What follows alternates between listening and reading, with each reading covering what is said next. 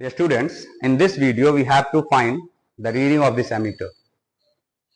तो इसको बनाने का दो तरीका हो सकता है। एक तो हम लोग क्या कर सकते हैं कि ये देखो 12 ओम का जो रेसिस्टर है ना यहाँ पे जोड़ा हुआ है, इसको मैं यहाँ से हटा के डायरेक्ट लाके यहाँ पे भी जोड़ सकता हूँ, इधर भी जोड़ सकता हूँ, मर्जी है, क्योंकि बीच में कोई रेसिस्टर और ना कोई रेसिस्टर है ना कोई बैटरी है, तो डायरेक्ट लाके यहाँ पे जोड़ सकता हूँ। अब सुनो, ये एक व्हीटस्टोन बैलेंस व्हीटस्टोन ब्रिज जैसा हो गया। देखो 6/12 और 4/8, तो बैलेंस व्हीटस्टोन ब्रिज में बीच वाला जो आर्म होता है वो खत्म हो गया, ये 5 ओम का। तो क्या कर सकते हैं, देखिए इधर ये हो गया 4 और 8 12 और ये हो गया 6 और 12 18, तो दो हो गया पैरेलल में। देखो 4 और 8 12 और 6 और 12 18, तो इसको मैं रीड्रॉ करूंगा तो एक ऐसा हो गया,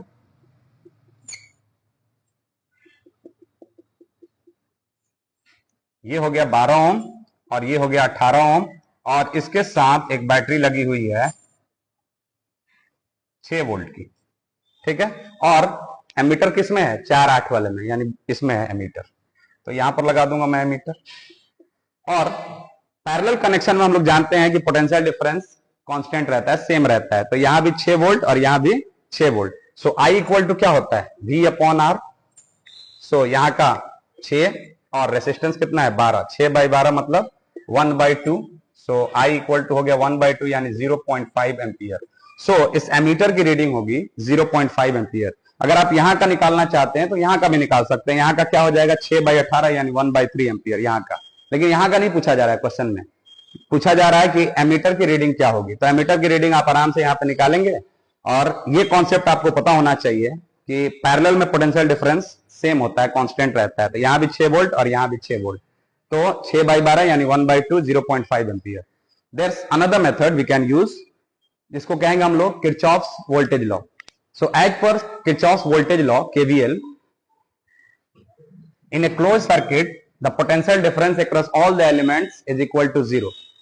तो किसी भी क्लोज लूप में सभी एलिमेंट्स के थ्रू पोटेंशियल डिफरेंस का सम 0 होता है, यानी total voltage is equal to 0।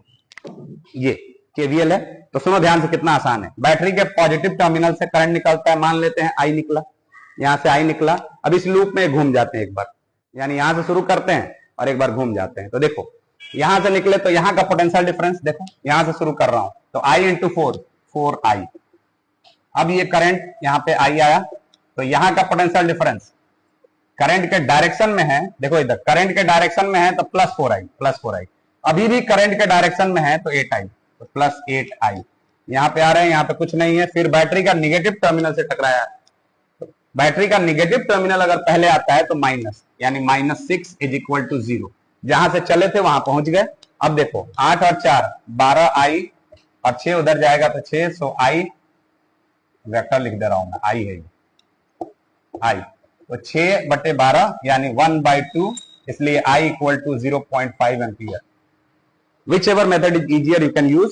तो ऐसे भी बना सकते हैं बैलेंस व्हीटस्टोन ब्रिज करके, और इसको KVL लगा के भी बनाया जा सकता है। So this is how you can solve. Thank you.